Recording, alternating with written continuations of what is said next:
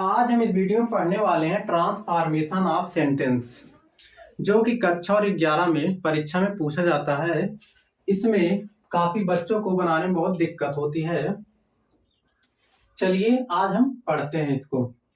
देखिए ट्रांसफॉर्मेशन का मतलब क्या होता है। देखिए ट्रांसफॉर्मेशन का अर्थ होता है to the change of the form, यानी कि जैसे कोई भी आपका एक सेंटेंस हो, ठीक, हम उसका रूप चेंज कर दें लेकिन उसका अर्थ वही हो, उसे ट्रांसफॉर्मेशन बोला जाता है।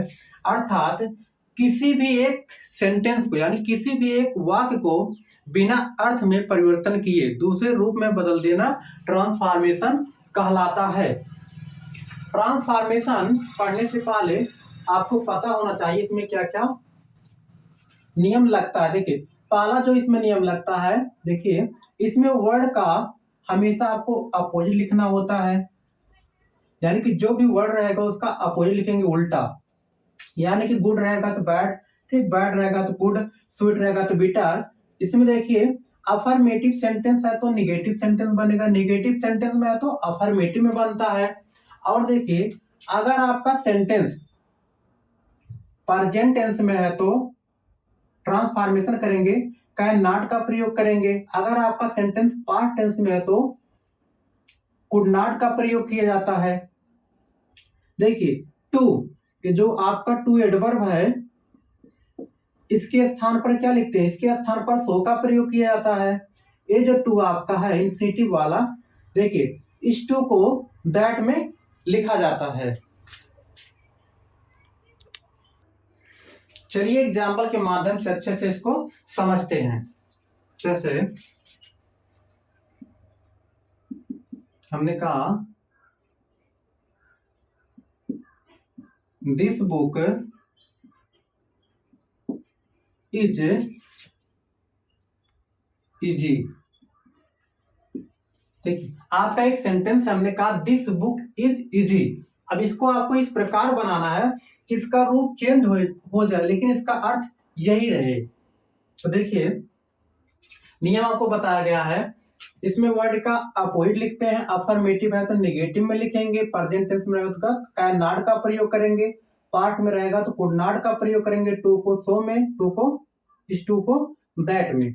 देखिए अफर्मेटिव सेंटेंस है, निगेटिव बनाएंगे।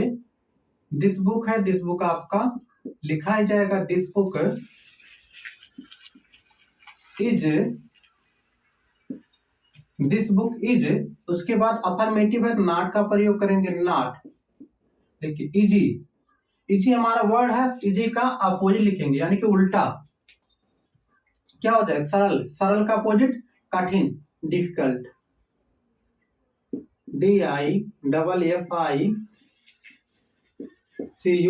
DIFFICULT। यही क्या हो गया हमारा इसका ट्रांसफॉर्मेशन। अब देखिए अर्थ इसका देखेंगे, यह किताब सरल है, और दूसरे का देखेंगे, देखिए रूप चेंज हो गया लेकिन इसका अर्थ यही होगा, this book is not difficult, यानी कि यह किताब कठिन नहीं है। कठिन नहीं इसका मतलब क्या है, सरल है। देखिए दोनों का अर्थ एक ही है, केवल क्या हुआ इसका रूप चेंज हो गया है। ठीक, दूसरा सेंटेंस देखते हैं।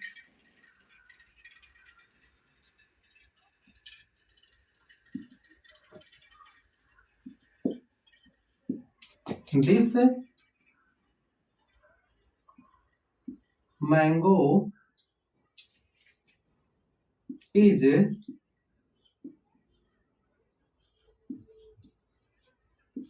स्वीट। हमने कहा यह आम मीठा है। तो देखिए जब इसका ट्रांसफॉर्मेशन करेंगे, दिस मैंगो आपका ऐसे लिखा जाएगा, दिस मैंगो इज है तेज लिखा जाएगा, उसके बाद नॉट। देखिए स्वीट का अपोजिट लिखेंगे, this mango is not sweet का बिटर, BITTER। यही हमारा होता है ट्रांसफॉर्मेशन। यानी कि आपको इसमें देखना है हम किस प्रकार सेंटेंस बनाए कि इसका रूप चेंज हो जाए लेकिन इसका अर्थ क्या हो, वही हो। हमने कहा यह आम मीठा है, और देखिए जब इसका ट्रांसफॉर्मेशन किया गया, this mango is not bitter, यानी कि यह आम कड़वा नहीं। कड़वा नहीं इसका मतलब क्या है, मीठा, देखिए और दोनों सेम ही है। चलिए अगला नियम बताते हैं। देखिए जो आपका पेपर में आता है ऐसे ही पूछा जाता है। देखिए एडवर्ब टू, एडवर्ब टू को हटाकर वाक्य का रूप बदलना। अगर आपका सेंटेंस में एडवर्ब टू आ रहा है तो कैसे उसको बनाएंगे। हमने एक सेंटेंस लिखा जैसे कहा he is too fat to run. देखिए लिखा भी गया एडवर्ब टू को, देखिए एडवर्ब टू को हटाकर, एडवर्ब टू को हटाकर वाक्य का रूप बदलना।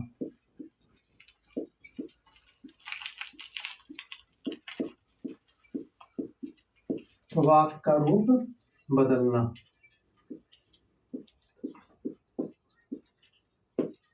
देखिए इसमें देखिए टू क्या है हमारा एडवर्ब है, यहाँ पे देखिए एडवर्ब आया टू इन्फिनेटिव वर्ब आया। आपको बताया गया था अगर आपका सेंटेंस में टू आ रहा है तो किसको लिखेंगे, टू को किस में लिखते हैं, सो में लिखते हैं, इस टू को दैट में परिवर्तित कर देते हैं। देखिए बनाए कैसे,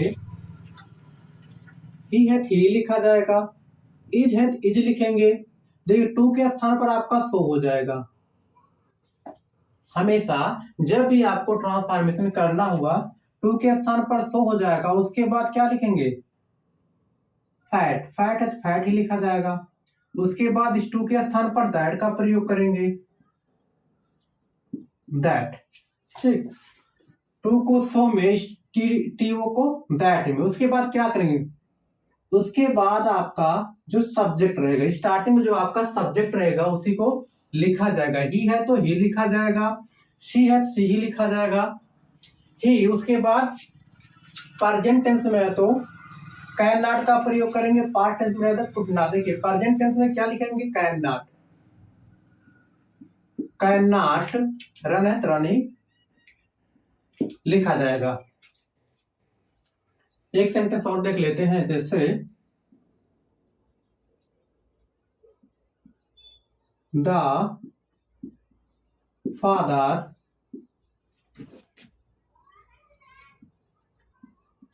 was to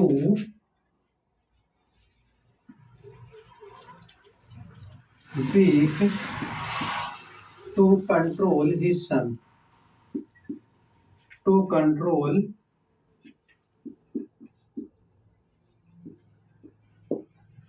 his son।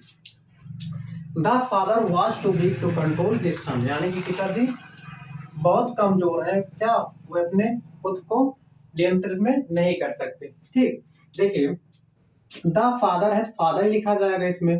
देखिए क्या करेंगे, देखिए वाज को किसमें लिखेंगे सो, उसके बाद वाज को सेम देखिए टू, टू को किसमें लिखेंगे, टू को सो में लिखेंगे, उसके बाद बीक, बीक है तो बीक ही लिखा जाएगा। देखिए इस टू के स्थान पर क्या लिखेंगे दैट, दैट, यानी कि the father was so weak that. अब देखिए सेंटेंस आपका पिता है, ठीक, दैट पिता का मतलब ही यहां लिख सकते हैं ही, ठीक। अब देखिए आपका सेंटेंस किसमें हमारा प्रेजेंट में रहेगा तो कैन नॉट का, पार्ट में रहेगा तो कुड नॉट का प्रयोग करेंगे। क्या लिखेंगे ही कुड नॉट,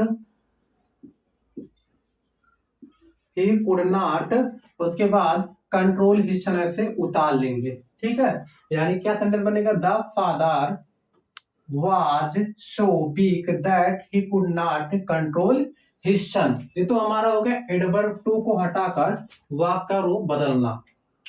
देखिए इसी पेपर में आता है आपका मूव टू और रिमूव टू, ठीक है। जैसे ये देखिए आएगा ए मूव टू, रिमूव टू में आएगा, ठीक है। यानी कि हमें टू को हटाकर इस रूप में बदलना है। अगर आपका इस प्रकार सेंटेंस दिया रहेगा तो इसको क्या लिखेंगे, मूव टू, यानी कि आपको टू का प्रयोग इसमें करना है। ठीक है, अब देखिए जो हमारा दूसरा नियम होता है, अगर आपका सेंटेंस में, यदि आपका सेंटेंस में फॉर मी या फॉर हर या फॉर देम,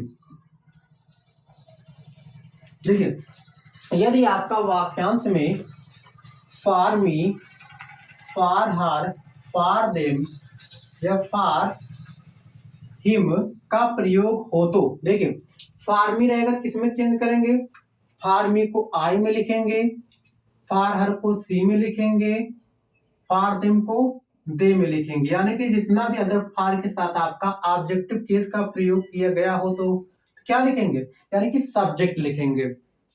जैसे अगर आपका सेंटेंस जैसे आता है इट हो गया, ठीक, या कोई भी सब्जेक्ट हो गया, ऐसे ही बनाएंगे। देखिए हमने कहा the tree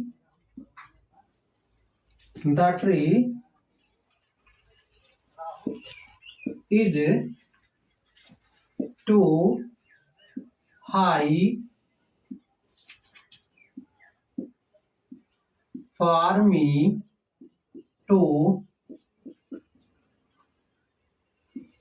climb. Okay, the tree is too high for me to climb. आपको ये देखना है अगर आपका सेंटेंस में, वाक्यांश में फॉर के साथ कोई ऑब्जेक्टिव आता है क्या, जब उसको ट्रांसफॉर्मेशन करेंगे सब्जेक्ट में बदलेंगे। देखिए द ट्री इज है, इज ही लिखा जाएगा टू को सो में, उसके बाद हाई है, हाई लिखा जाएगा ऑब्जेक्ट। देखिए उसके बाद आपको दैट का प्रयोग करना है, इतना ही कि फार मी है उसके बाद तुरंत आई का प्रयोग कर दे। दैट के बाद ही आपका जो फार के साथ ऑब्जेक्ट रहेगा उसका सब्जेक्ट लिखा जाएगा, यानी पहले क्या लिखेंगे, दैट, उसके बाद क्या लिखेंगे, देखिए यहाँ फार मी है, देखिए जब फार मी ऑब्जेक्टिव केस है तो उसका सब्जेक्ट, ना कि यहाँ से द ट्री है तो मिट का प्रयोग कर दें, गलत हो जाएगा। ठीक है, मी है तो क्या लिखेंगे, इसका सब्जेक्ट आई। प्रेजेंट टेंस में हमारा क्या प्रयोग करेंगे, I can not, I can not climb. जब भी आपका इस प्रकार का सेंटेंस आएगा तो इस प्रकार हम बनाएंगे। चलिए अगला नियम देखते हैं। देखिए तीसरा नियम जो है, यदि इन्फिनेटिव के स्थान पर फॉर प्लस नाउन आए तो, देखिए अगर आपका इन्फिनेटिव के स्थान पर फॉर प्लस नाउन आ रहा है तब भी क्या करेंगे, इसी प्रकार हम बनाएंगे। देखिए जैसे हमने कहा my heart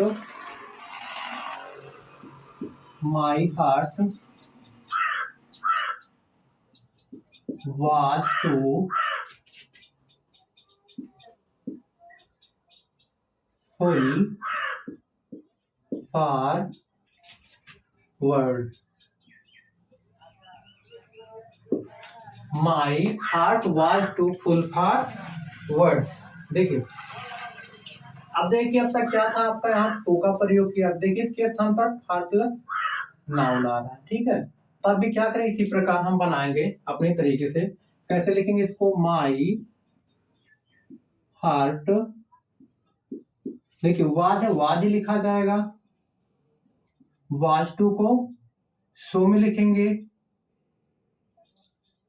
so my heart was so, उसके बाद वाज सो फुल। अब उसके बाद क्या किया जाएगा, आपका दैट का प्रयोग किया जाएगा। ठीक, दैट, देखिए my heart was so full that, उसके बाद देखिए माई हार्ट, देखिए ऑब्जेक्टिव केस आपका माई, माई हेड क्या लिखा जाएगा, माई का सब्जेक्ट आई। देखिए अफर्मेटिव में है तो किसमें लिखा जाएगा, निगेटिव में। प्रेजेंट रहेगा तो कैन नॉट, पास्ट में रहेगा तो could not. I could not, देखिए my heart was full forward, यानी कि मेरा हृदय जो वह शब्दों से भर गया है। अगर निगेटिव बनाएंगे इसका, ठीक है, यानी कि मेरा जो हृदय था, दिल क्या शब्दों से भर गया है। आई कुड नॉट, यानी कि मैं अब कोई भी वर्ड नहीं कह सकता। आई could not utter any word. अगर आपका इस प्रकार का इन्फिनेटिव के स्थान फॉर प्लस नाउन का प्रयोग किया जाएगा तो उसी भी प्रकार बनेंगे, बस में आपका थोड़ा चेंज होगा। ठीक, देखिए एक नियम आपका और है चौथा, यदि वाक्य में अगर आपका यदि वाक्य में टू के बाद एडजेक्टिव हो, टू के बाद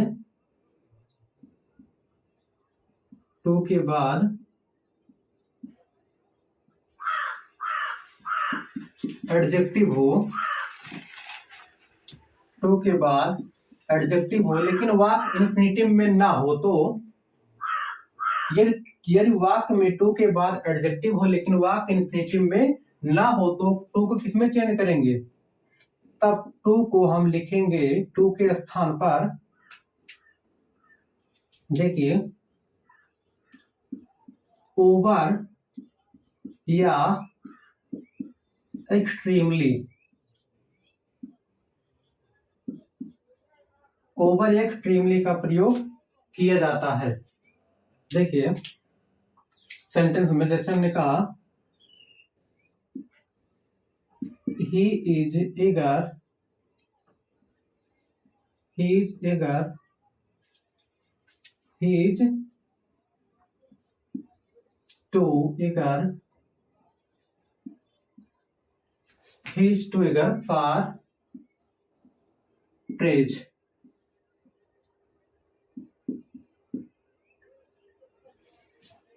ठीक, he is too eager for praise। देखिए टू के बाद एडजेक्टिव हो लेकिन वाक्य इन्फिनेटिव में, देखिए इन्फिनेटिव में नहीं है आपका, तो इसमें देखिए आपका वर्ब आएगा, इसमें आपका वर्ब होगा और इसमें आपका क्या होगा, इसमें आपका नाउन होगा। ठीक, दोनों में ही अंतर है। अगर आपका वर्ब आ रहा है टू के स्थान पर तब क्या करेंगे, टू को हम ओवर या एक्सट्रीमली में प्रयोग करेंगे। ठीक, और अगर हमारा नाउन आता है, नाउन आएगा तो आपका इस प्रकार सेंटेंस बनेगा। देखिए he is too eager for praise, लिखेंगे ही इज, टू को ओवर या एक्सट्रीमली, OVER, ओवर या एक्सट्रीमली,